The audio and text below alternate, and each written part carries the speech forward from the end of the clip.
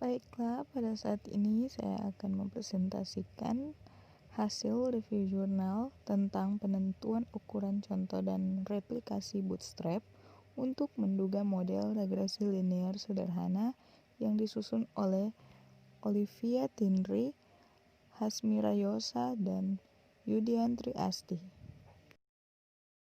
Nah, jadi analisis regresi adalah suatu teknik statistika yang digunakan untuk menarik suatu kesimpulan mengenai hubungan antara satu variabel tak bebas dengan satu atau lebih variabel bebas dalam suatu sistem.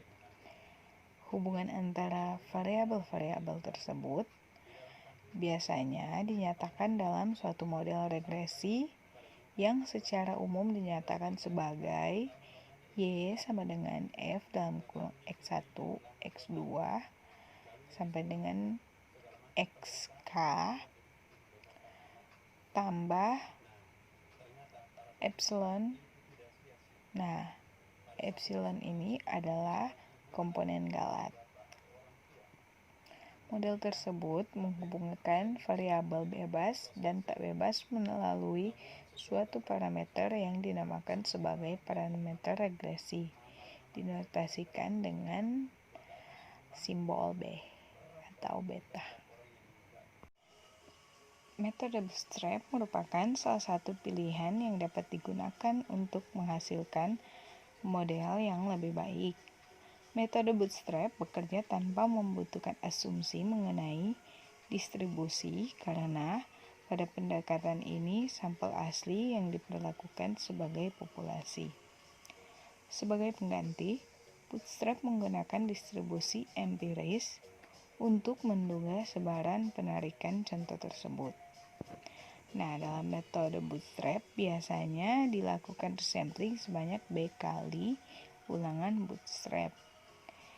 Yang menarik untuk dilihat adalah berapa banyaknya ulangan bootstrap yang diperlukan dalam pendugaan parameter regresi linear sederhana. Kita masuk pada analisis regresi linear sederhana.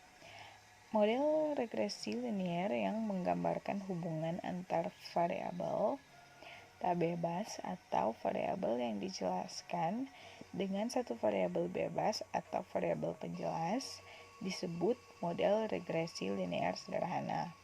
Secara umum dapat dinyatakan sebagai gamma I sama dengan beta 0 tambah beta 1 xi tambah epsilon I. Nah, untuk keterangannya, gamma I merupakan nilai variabel tak bebas untuk pengamatan ke I. Xi merupakan nilai variabel bebas untuk pengamatan ke I. Beta 0, beta 1 merupakan parameter regresi dan epsilon I merupakan nilai galat untuk pengamatan ke I. Nah, tujuan utama dari analisis regresi adalah untuk mendapatkan dugaan dari model regresi.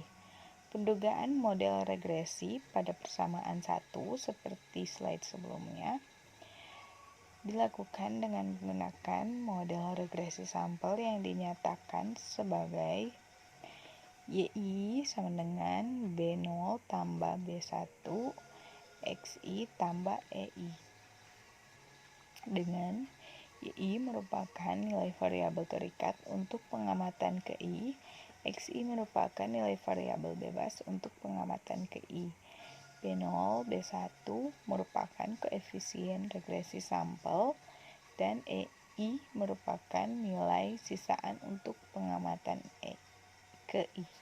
Kita masuk pada metode bootstrap. Jadi, metode bootstrap ini merupakan metode yang digunakan untuk mengestimasi suatu distribusi populasi yang tidak diketahui dengan menggunakan distribusi empiris yang diperoleh dari proses pengambilan sampel ulang dari sampel asli dengan ukuran sama dengan ukuran sampel asli dan dilakukan dengan pengembalian.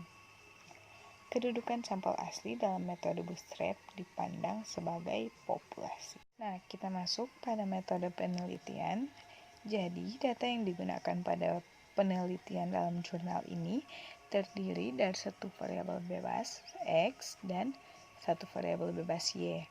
Data dibangkitkan dengan menggunakan paket program Minitab melalui simulasi Monte Carlo. Tahap pertama adalah membangkitkan data populasi dengan prosedur sebagai berikut.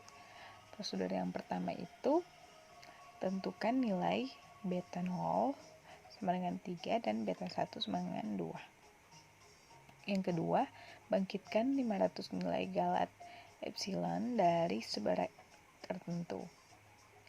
Yang ketiga, tentukan 500 nilai X. Dalam penelitian ini ditetapkan pada variabel X dari 0 sampai 98 dengan kenaikan 2 masing-masing sebanyak 10 untuk setiap nilai. Yang keempat, hitung nilai YI sama dengan beta 0 tambah beta 1 XI tambah epsilon I. Yang kelima, bila E dalam kurung EI 6 sama dengan 0, maka YI sama dengan YI kurang E dalam kurang epsilon I. Akan diperoleh data populasi yang terdiri dari 500 data berpasangan dalam kurung XI, YI. Kita masuk dalam hasil dan pembahasan. Jadi penentuan banyaknya ulangan bootstrap dilakukan dengan simulasi Monte Carlo dalam 500 kali ulangan. Pendugaan terbaik didasarkan pada kriteria ragam dari koefisien regresi yang akan diduga. Data populasi pada penelitian ini berukuran 500 data berupa data berpasangan dalam kurung XI, XYI yang dibangkitkan dengan menggunakan paket program Minitab, di mana YI sama dengan beta 0 tambah beta 1 XI tambah epsilon I. Nah, untuk data populasi ini ditetapkan nilai parameter beta 0 sama dengan 3 dan beta 1 sama dengan 2. Sedangkan untuk nilai galat dibangkitkan dari berbagai sebaran, yaitu sebaran Q kuadrat dengan derajat bebas 10, sebaran eksponensial, sebaran gamma, sebaran T dengan derajat bebas 10, sebaran F, dan sebaran normal dengan nilai ragam yang bervariasi.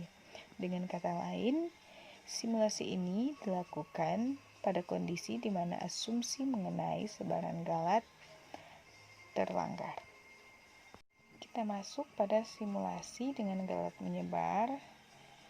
Nah, dalam kasus ini terjadi pelanggaran asumsi di mana galat yang seharusnya menyebar menurut sebaran normal dengan nilai tengah 0 dan ragam yang konstan diatur sehingga menyebar menurut sebaran Q kuadrat dengan derajat bebas 10. Dapat kita lihat pada gambar yang ada di slide,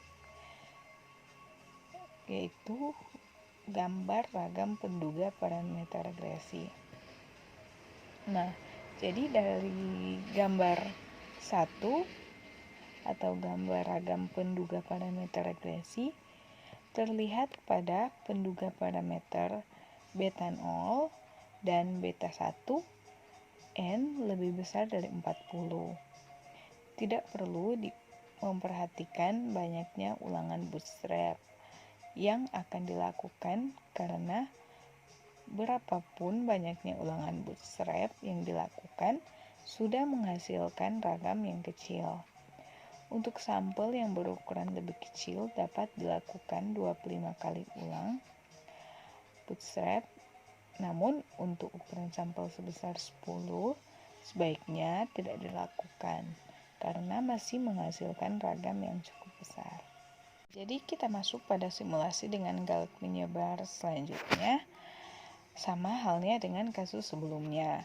Jadi, terjadi pelanggaran asumsi di mana galat yang seharusnya menyebar menurut sebaran normal dengan nilai tengah 0 dan ragam yang konstan ternyata menyebar menurut sebaran eksponensial dengan lambda sama dengan 10, sehingga memiliki nilai tengah 10 dengan gambar yang dapat kita lihat di slide, yaitu ragam penduga parameter regresi. Nah, jadi dalam gambar yang kedua ini terlihat pada penduga parameter beta 0 dan beta 1 untuk n lebih besar dari 40 dapat dilakukan 25 kali ulangan bootstrap. Sedangkan untuk n lebih dari sama dengan 40 cukup hanya melakukan 5 kali ulangan bootstrap saja karena sudah menghasilkan ragam yang kecil. Namun untuk ukuran sampel sebesar 10 sebaiknya tidak dilakukan karena masih menghasilkan ragam yang cukup besar. Nah, selanjutnya dalam kasus ini juga terjadi pelanggaran asumsi yang sama dengan kedua kasus sebelumnya. Pada kasus ini, galat yang seharusnya menyebar menurut sebaran normal dengan nilai tengah 0 dan ragam yang konstan diatur sehingga menyebar menurut sebaran gamma 5,3 atau nilai tengah sama dengan 15 dan ragam sama dengan 45. Dapat kita lihat di gambar yang ketiga ini, yaitu ragam penduga parameter regresi. Nah, dari gambar yang ketiga ini terlihat pada penduga parameter beta 0 dan beta 1 untuk n lebih besar dari 30 tidak perlu memperlihatkan banyaknya ulangan bootstrap yang akan dilakukan karena berapapun banyaknya ulangan bootstrap yang dilakukan sudah menghasilkan ragam yang kecil. Untuk sampel yang berukuran lebih kecil dapat dilakukan 20 kali ulangan bootstrap. Namun untuk n lebih kecil dari sama dengan 10, sebaiknya tidak dilakukan karena masih menghasilkan ragam yang cukup besar. Nah, selanjutnya dalam kasus ini terjadi pelanggaran asumsi di mana galat yang seharusnya menyebar menurut sebaran normal dengan nilai tengah 0 dan ragam yang konstan diatur sehingga menyebar menurut sebaran T dengan derajat bebas 10 sehingga memiliki nilai tengah 10.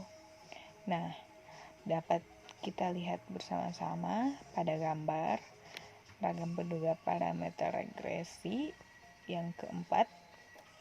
Nah, terlihat pada gambar ini penduga parameter beta 0 dan beta 1 untuk n lebih dari sama dengan 40 cukup dengan melakukan ulangan bootstrap sebanyak 5 kali.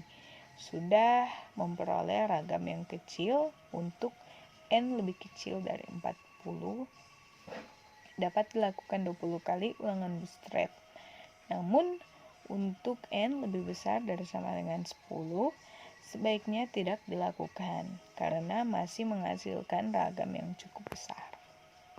Nah, selanjutnya dalam kasus ini terjadi pelanggaran asumsi di mana galat yang seharusnya menyebar menurut sebaran normal dengan nilai tengah 0 dan ragam yang konstan diatur sehingga menyebar menurut sebaran F dalam kurung 2,5. Dapat dilihat pada gambar yang selanjutnya ini ragam penduga parameter regresi pada gambar yang kelima. Terlihat pada penduga parameter beta 0 dan beta 1 untuk n lebih besar dari sama dengan 40 kita bisa saja melakukan ulangan bootstrap sebanyak 5 kali karena akan didapatkan nilai penduga ragam yang sudah kecil. Untuk n lebih kecil dari 40 dapat dilakukan 25 kali ulangan bootstrap, namun untuk ukuran sampel sebesar 10 sebaiknya tidak dilakukan karena masih menghasilkan ragam yang cukup besar. Nah, jadi selanjutnya ini berbeda dengan kasus-kasus sebelumnya. Pada kasus ini, asumsi yang terlanggar adalah asumsi kehomogenan ragam yang seharusnya konstan. Sehingga galat menyebar dengan sebaran normal dengan nilai dengan 0 dan ragam 1 sebanyak 200 data. Ragam 16 sebanyak 200 data dan ragam 25 sebanyak 100 data. Dapat dilihat pada gambar ini ragam penduga parameter regresi. Pada gambar 6 ini terlihat pada penduga parameter beta 0 dan beta 1 untuk n lebih besar dari 40 tidak perlu memperhatikan banyaknya ulangan bootstrap yang dilakukan. Karena berapapun banyaknya ulangan bootstrap yang dilakukan sudah menghasilkan ragam yang kecil. Untuk sampel yang berukuran lebih kecil dapat dilakukan 25 kali ulangan bootstrap. Namun untuk n lebih kecil dari sama dengan 10 sebaiknya tidak dilakukan karena masih menghasilkan ragam yang cukup besar. Nah, jadi kesimpulannya dari keseluruhan hasil yang diperoleh dapat kita simpulkan mengenai banyaknya ulangan bootstrap yang harus dilakukan untuk menduga parameter analisis regresi linear sederhana. Bila dimiliki sampel berukuran lebih atau sama dari 40, tidak perlu dilakukan banyak ulangan bootstrap karena dengan melakukan ulangan yang sedikit penduga parameter regresi sederhana sudah memiliki ragam yang kecil dan melakukan ulangan yang lebih banyak tidak memperbaiki ragam penduga dengan signifikan. Untuk sampel yang berukuran lebih kecil dapat dilakukan 25 kali ulangan bootstrap. Namun perlu juga dicatat bahwa ukuran sampel sebesar 10 sebaiknya tidak digunakan karena menghasilkan penduga parameter regresi dengan ragam yang masih cukup besar.